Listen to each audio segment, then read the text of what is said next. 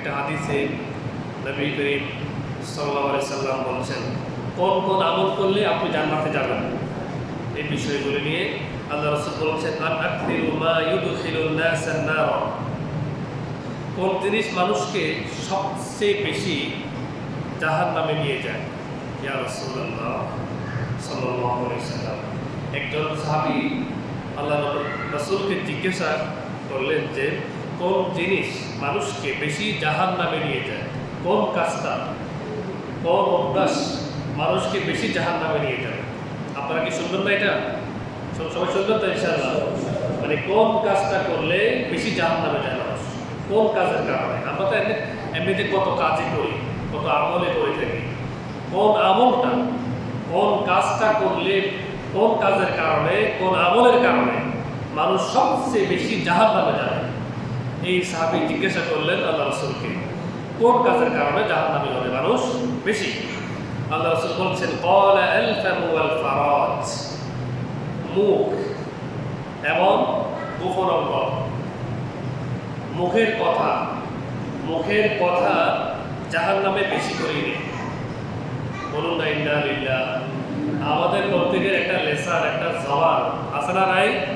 আচ্ছা, এই জবান দিয়ে তো এদের যুদ্ধ বলুন, মারামারি বলুন, ঝগড়া ফাসাদ বলুন, গীবত, শেখায়াত, যত ধরনের লেনদেন আছে, মুআমালা, মুআশারা, আত্মীয়তার ছিন্ন, আত্মীয়তার সম্পর্ককে ছিন্ন করে ফেলে, এই যে যত ধরনের গুনাহ আছে, মিথ্যা বলা, মিথ্যা কসম করা, এই সবগুলি তো জবান দিয়ে হয়, কথা দিয়ে হয়।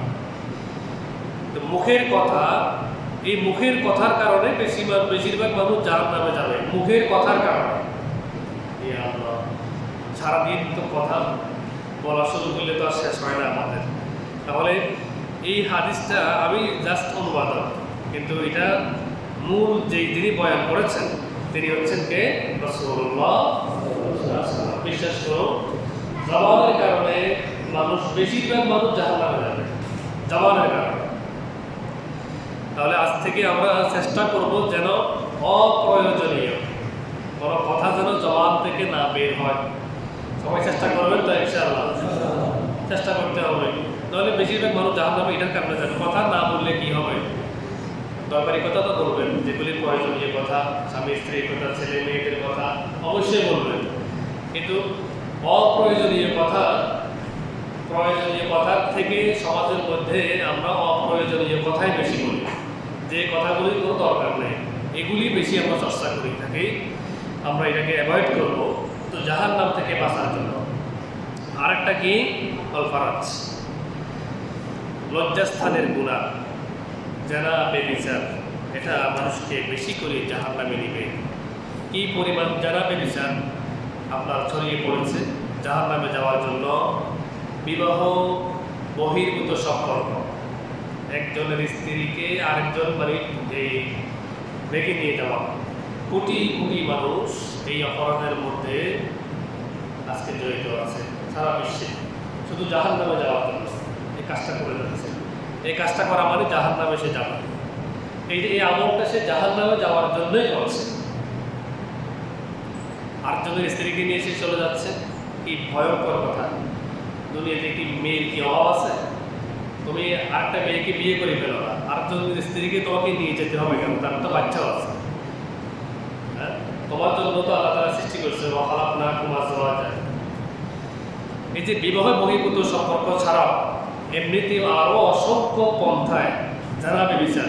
আজকে তো পৃথিবীতে জেনা করা এত আইটেম, মনের জানা আছে, মুখের জানা আছে, লেসান দিয়ে মানুষ জানা করে, মনের কল্পনার মাধ্যমে জানা করে, শারীরিকভাবে জানা করে, জানার কতগুলি সিস্টেম আছে। আর আজকে তো আপনার জানা করার, বেবিচার করার অসংখ্য রাস্তা বের হয়ে গিয়েছে। আমরা মনে করি কোটি কোটি মানুষ জাহান্নামে যাওয়ার জন্য এই কাজটা করে যাচ্ছে। আল্লাহ তাআলা আমাকে আপনাকে যেন হেফাজত করে, বলুন আমিন। এই দুইটা জিনিস সাবধান করছে, এই দুইটার কারণে বেশিরভাগ মানুষ জাহান্নামে যাবে। বেশি কথা বলা আর গোপনাঙ্গ, লজ্জাস্থানের হেফাজত না করা, এই দুইটার কারণে মানুষ জাহান্নামে যাবে, বেশিরভাগ মানুষ জাহান্নামে যাবে। আমরা মনে করি যে এই নবী করিম সাল্লাল্লাহু আলাইহি ওয়াসাল্লাম যে এই দুইটা বাক্য দিয়েছেন, বলুন তো এই সমাজের মধ্যে আমরা উনি বলছেন এই দুইটার কারণে বেশি জাহান্নামে যাবে। আমরা যেটা দেখতে পাচ্ছি এটার বাস্তবতা শতভাগ সত্যতা, শতভাগ মিল আছে না নাই?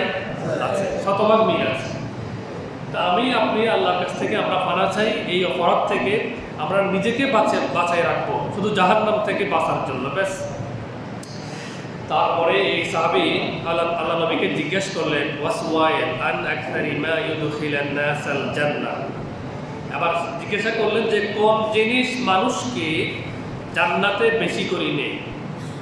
সেকেন্ড কোশ্চেন করলেন কোন আমলের কারণে মানুষ বেশি বেশি জান্নাতে যাবে ইয়া রাসূলুল্লাহ? তিনি বলছেন ক্বালা তাকওয়াল্লাহ, আল্লাহর ভয়। তার প্রথম গুণ, প্রথম কোয়ালিটি হচ্ছে তার দিলে আল্লাহ তাআলার ভয় আছে।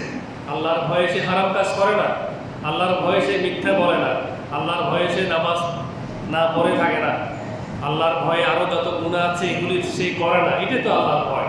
এখন আপনি যদি বলেন যে আমি আল্লাহকে ভয় করি, আবার হারাম কাজে লিপ্ত আছেন, এখানে আপনি আল্লাহকে ভয় করেন নাই, মুখে এক আর আপনার কর্মের সাথে এটার মিল নেই, তাহলে হবে না।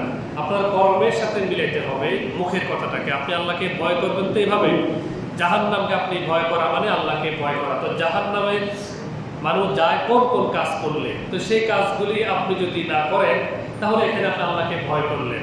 আর আল্লাহর ভয় মানুষকে বেশি জান্নাতে নিবে। 2 নম্বর যে কোয়ালিটি তার থাকবে সেটা হচ্ছে হুসনুল খুলুক, সুন্দর চরিত্র।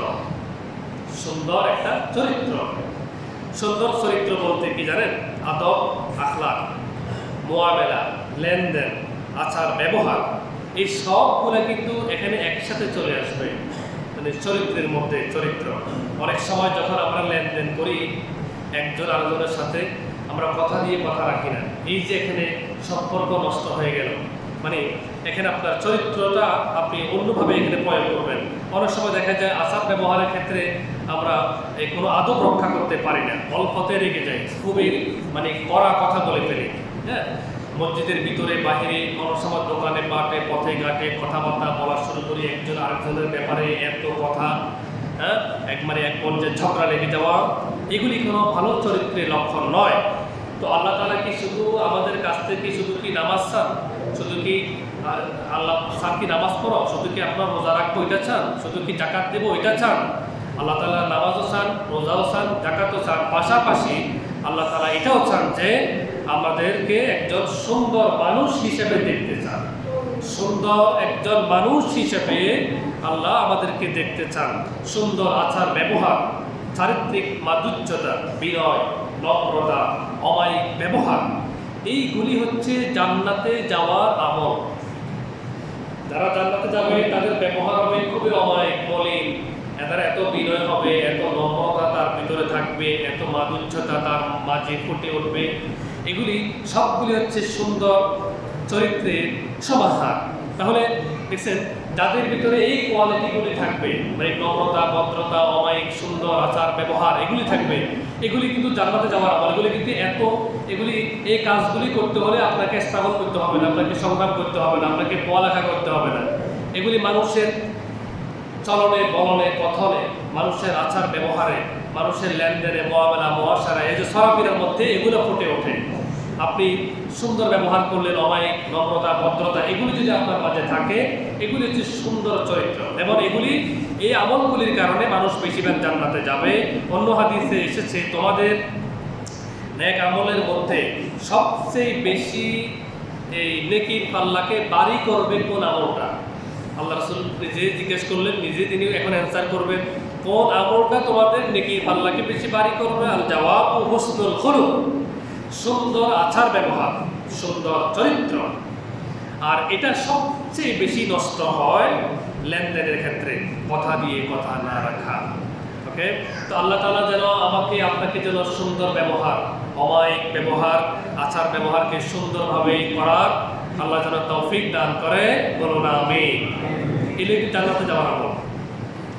এবার আসুন আমরা আরেকটা আমলের কথা আমরা জেনে ফেলি হাদিস থেকে, সেটা হচ্ছে যে মেয়েদেরকে প্রতিপালন করা। যাদের কন্যা সন্তান আছে তাদের ফজিলত কি? আদর করে, যত্ন করে যারা মেয়েদেরকে লালন পালন করে তাদের এইটি জান্নাতে যাওয়ার একটি আমল। মা আয়েশা সিদ্দিকা রাদিয়াল্লাহু তাআলা আনহা বলেন যে একজন মহিলা আল্লাহ রাসূলের কাছে, আল্লাহ রাসূলের এই বিবির কাছে, আমাদের আম্মাজান আয়েশা সিদ্দিকা রাদিয়াল্লাহু তাআলা আনহার কাছে আসতেন দুইটা এতিম কন্যা সন্তানকে নিয়ে। এসে মা আয়েশাকে বলছেন যে আমরা অভুক্ত আছি, আমাদেরকে কিছু খাবার দিন, আমার এই ছোট ছোট আমার এই দুইটা কন্যা সন্তান ক্ষুধার্ত, আমরা কিছু খাইনি, দয়া করে আপনি আমাদেরকে কিছু খাবার দিন। তখন মা আয়েশা সিদ্দিকা রাদিয়াল্লাহু তাআলা আনহার ঘরে কোনো খাবার ছিল না। কোনো কোনো রাওয়ায়াতে আসছে ওনার কাছে 3টা খেজুর ছিল, আবার কোনো কোনো বর্ণনা এসেছে শুধুমাত্র একটা খেজুর ছিল। মা আয়েশা এই খেজুরটাকে দিয়ে দিলেন, এই মহিলা খেজুরটাকে 2 ভাগ করলেন, 2 ভাগ করে 2টা মেয়েকে দিয়ে দিলেন। মা কিছু খেলেন না, মেয়েদেরকে দিয়ে দিলেন। এবং মা আয়েশার কাছে আর অন্য কোনো খাবারও ছিল না যে মহিলাকে এনে দিবেন। এখানে মামলা ডিসমিস। তখন নবী করিম সাল্লাল্লাহু আলাইহি ওয়াসাল্লাম যখন বাসায় ফিরলেন, মা আয়েশা আল্লাহর নবীকে বিষয়গুলি বললেন, দুঃখ করলেন। তখন আল্লাহ রাসূল বললেন, আরে এই মহিলা এই তার 2টা এতিম কন্যা সন্তানকে নিয়ে অন্যের কাছে খাবারের দ্বারস্থ হলো, কিন্তু সে এদেরকে লালন করতে পালন করতে বিরক্ত বোধ করলো না, তাদেরকে আদর করে যত্ন করে এত কষ্ট স্বীকার করে লালন করছে, পালন করছে। কিয়ামতের দিন এই কন্যাগুলি তার মা বাবার জন্য জাহান্নামের মাঝখানে বেরিয়ার হয়ে যাবে, অর্থাৎ দেয়াল হয়ে যাবে। তার মা বাবাকে আর জাহান্নামে নিতে পারবে না। বলুন না সুবহানাল্লাহ। দেখছেন, এক কন্যা সন্তান হয়ে গেলে অনেকে কি করে, আপনার মানে মন খারাপ হয়ে যায়। বেশিরভাগ মানুষেরই ইল্লা মাশাআল্লাহ মানে কন্যা হলে প্রথমে ছেলে চায়। যদি কোনো পরটা যদি 2টা যদি মেয়ে হয়ে যায় তাহলে তো অবস্থা খারাপ, 3টে হইলে তো আরও খারাপ। আল্লাহ ওনারা হাদিসগুলি জানেন না। এই দুনিয়াতে তো আমরা কেউ থাকবো না, কিন্তু বাস্তবতা যদি সবাই বুঝতো, এখানে তো সন্তান আপনার এই ছেলে বলেন মেয়ে বলেন, এখানে তো আপনার গিন্নি বা আপনার স্ত্রী, আপনার আলিয়া মোহতারামার কোনো হাত তো এখানে নাই। কারণ ছেলে এবং মেয়ে, এটা আপনারা এখানে একটা আওয়াজ করি বলুন তো, সবাই এখানে একই নিয়ে বলবেন, ছেলে এবং মেয়ে এই দুইটাকে আপনার স্ত্রী বানায় না আল্লাহ বানায়? এখানে ওনার কিছুই তো করার নেই, তাই না? হ্যাঁ, ওনার কিছুই করার নেই। সুতরাং আপনি আল্লাহর সিদ্ধান্তের উপর নাখুশ হয়ে গেলেন। যদি আপনি এখানে সবুর করেন, আপনি আনন্দিত হন, তাহলে এই কন্যা সন্তানগুলিকে আপনি আদর স্নেহে মমতা দিয়ে ভালোবাসা দিয়ে তাদেরকে বড় করেন, দিনই শিক্ষা দিয়ে। হ্যাঁ, একটা হলে একটা, 2টা হলে 2টা, আপনি তাদেরকে আপনার যথাসাধ্য ভালোবাসা স্নেহ মমতা আদর কায়দা সবগুলি শিক্ষা দিয়ে বড় করুন। এই মেয়েগুলি কিয়ামতের দিন আপনার জন্য, যদি আপনার জাহান্নামে যাওয়া আপনার যদি উপযুক্ত হয়ে যান আপনি, অর্থাৎ এই মেয়েগুলোর ওসিলায় আল্লাহ আপনাকে জাহান্নামে আর এই মেয়েগুলি আপনাকে জাহান্নামে আর নীতি দিবে না। সুবহানাল্লাহ বলুন, এটা বেরিয়ে হয়ে যাবে আপনার জন্য। এত বড় পুরস্কার, কন্যা সন্তানকে লালন পালন করলে এত বড় পুরস্কার। ছেলে মেয়ে যদি কারো যদি মরে যায়, এখানে ফজিলত কি? নবী করিম সাল্লাল্লাহু আলাইহি সাল্লামের এক হাদিসের মধ্যে তিনি বললেন যে কোনো ব্যক্তি যদি ছোট বয়সে 3টা সন্তান যদি মরে যায়, এরকম অভাগিনী দুঃখিনী মা আছে না নাই? আছে। যদি ছোট বয়সে যদি তার 3টা সন্তান যদি মারা যায়, তাহলে আল্লাহ তাআলা এই সন্তানগুলিকে নিয়ে যাওয়ার কারণে এই যে মহিলার তার দিলের মধ্যে যে কষ্ট হয়েছে, যদি সে সবুর করে, ধৈর্য ধারণ করে, যদি আল্লাহকে অভিযোগ না করে, তাকদীরের ফয়সালাকে যদি সে মেনে নেয়, তাহলে এই মহিলা জান্নাতে যাবে। কে বলছেন? রাসূলুল্লাহ সাল্লাল্লাহু আলাইহি ওয়াসাল্লাম জান্নাতে যাবে। সাহাবায়ে কেরাম তখন বললেন যে 2টি সন্তান যদি মারা যায়, আপনারা 3টি কথা বললেন, 2টি মারা যায়, তার ক্ষেত্রে কি হবে? তখন আল্লাহ রাসূল বললেন সেও জান্নাতে যাবে যদি সে সবর করে, আল্লাহকে দোষারোপ না করে, তাকদীরের ফয়সালাকে মেনে নেয়। সাহাবায়ে কেরাম আবার বললেন যদি 1টি সন্তান মারা যায় তার ব্যাপারে কি হবে? তখন আল্লাহ রাসূল বলছেন যদি সে সবর করে, ধৈর্য ধারণ করে, তাহলে এই মহিলা জান্নাতে যাবে। সুবহানাল্লাহ বলুন। বুঝছেন, এই যে এখানে আপনার সন্তান যে মারা গেছে, এই যে তার মৃত্যুটা হলো, হ্যাঁ, পৃথিবীতে তার 1 দিন হায়াত, 2 দিন হায়াত, 5 দিন হায়াত, এখানে তো কারোর কিছু করার নাই। এই হায়াতের মালিক, মৌতের মালিক, এটাও কার হাতে? যদি আপনি সেখানে সন্দেহ নেই, সন্তান মারা গেলে মা বাবার যে কষ্ট, কোনো সন্দেহ নেই এই মহিলার পৃথিবীতে তার তার বড় দুঃখ আর নাই। এই মা বাবার এই পৃথিবীতে তার দুঃখ তার কোনোটা নেই।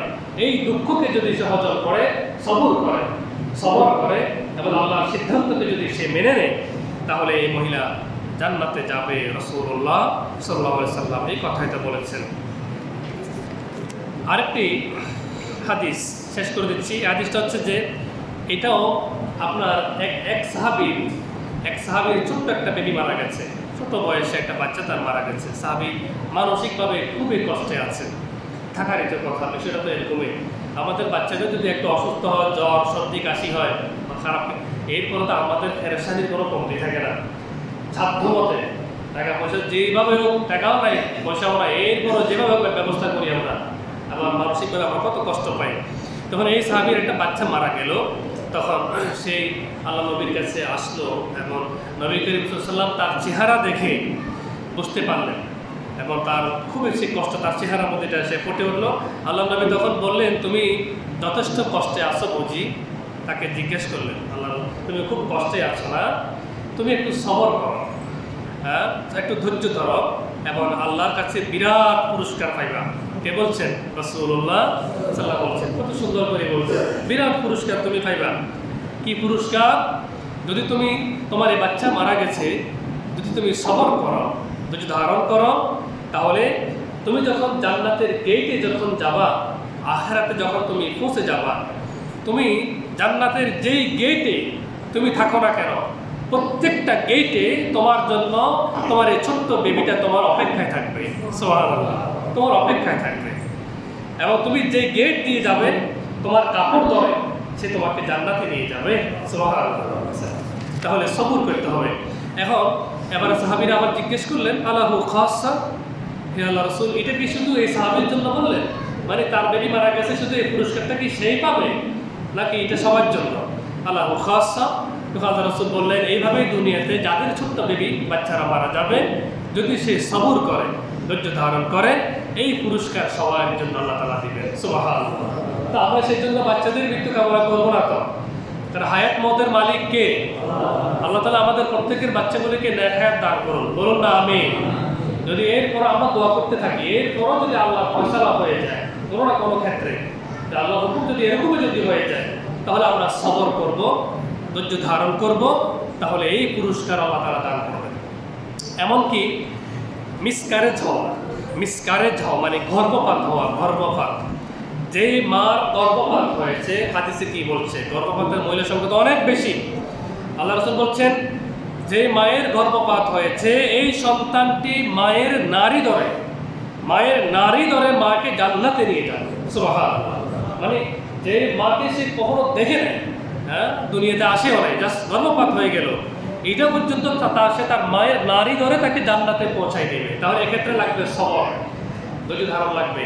মানে আল্লাহর উপর আপনি বেজার হতে পারবেন না, আল্লাহর উপর থাকতে হবে খুশি। আল্লাহ যখন আনন্দ দেয় তখনও বলি আমরা আলহামদুলিল্লাহ, তাই না? আল্লাহ যখন কষ্ট দেয় তখন আমরা আলহামদুলিল্লাহ বলে আল্লাহর কাছে সবর করব, যে এই কষ্ট আমাকে আল্লাহ দিয়েছেন, আমি আল্লাহকে দোষারোপ না করে আমি সবর করি, আমি ধৈর্য ধারণ করি, তাওয়াক্কুল করি, তাহলে আল্লাহ আপনাকে নিয়ামত দান করবেন ইনশাআল্লাহ। তাই বলে আমরা আমাদের ছেলে মেয়েদের মৃত্যু কামনা করবো না, আমরা আমাদের ছেলে মেয়েদের জন্য আল্লাহর কাছে বেশি করে কি করব? বলুন না, কি করব? দোয়া করব। আমরা অবশ্যই দোয়া করবো আল্লাহ যেন আমাদের প্রত্যেকের ছেলে সন্তানগুলিকে যেন নেক হায়াত দান করে। যেমন কোনো পিতামাতার কাঁধের উপর আল্লাহ যেন কোনো সন্তানের লাভ যেন না তোলে, বলুন না আমিন। এটার মতো কষ্ট আর কিছুই নেই, কোনো সন্দেহ নেই। এই কষ্ট যেরকম, পুরস্কারটাও সেরকম। তো এরকম বিপদ যদি কারো যদি এসে যায়, তাহলে আপনি হাদিসের কথা মনে রাখবেন, আপনি সবর করবেন, আল্লাহ আপনাকে পুরস্কৃত করবেন। আল্লাহ আমাদেরকে জান্নাতে যাওয়ার এই সমস্ত আমলগুলি আমাদের বাস্তবে আমল করার তৌফিক দান করুন, বলুন আমিন। সকলে কামনা জমা দেন।